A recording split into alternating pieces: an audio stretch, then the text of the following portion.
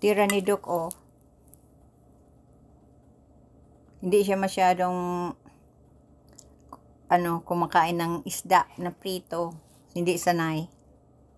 Kaya may tira pa. Sayang naman na itapon, kaya kainin ko. Mahal pati ng isda ngayon.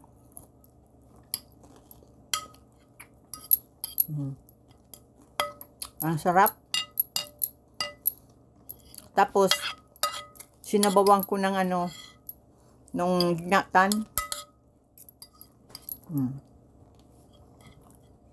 Sarap ng ng isda prito. Ang lana na ginamit ko, coconut oil. Ito, oh, isda. Sarap.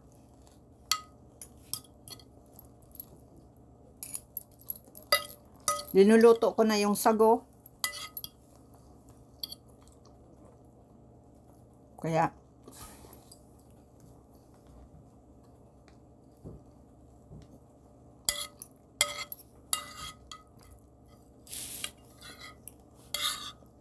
sarap, oh. See?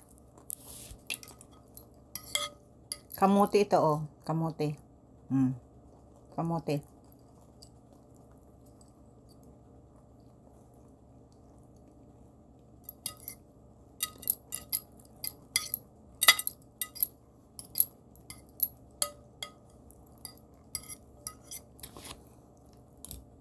Biyernes na naman ngayon. Dali lang. Alexa, what is the date today? It's Friday, May 10th. Oh, May 10th. Okay, thank you. You are so very welcome.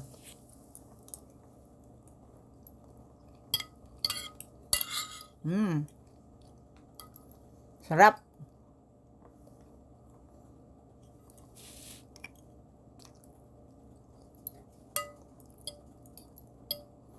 Hindi ko na linagyan ng asukal yung ginatan. Kasi yung langka, matamis na yun, saka yung saging.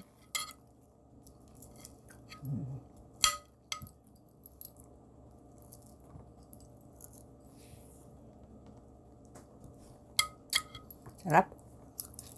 Sarap ng isda, pritong isda.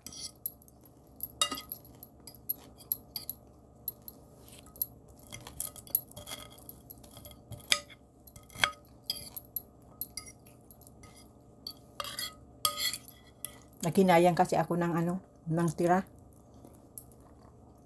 Dahil kung itatapon mo, sayang.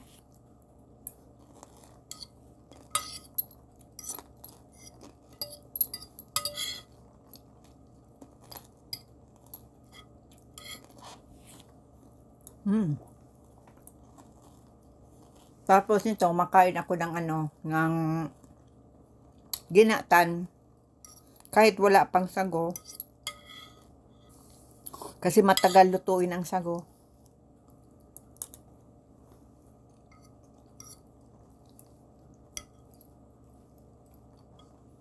Isda, oh. Pampano.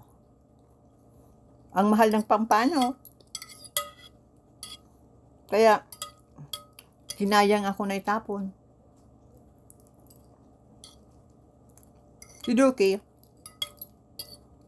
hindi masyadong mahilig kumain ng Pilipinong pagkain. Na tulad ng isda, gulay. Pero kung yung kung marunong lang talaga akong lumuto ng maraming yung luto ng Pilipino, siguro kakain si Duki. Hindi naman kasi ako marunong magluto ng yung tulad ng mga yan menudo, yung nakain din siya adobo. Pero si Bunso, nakain niya ng Pilipinong pagkain. Kaya yung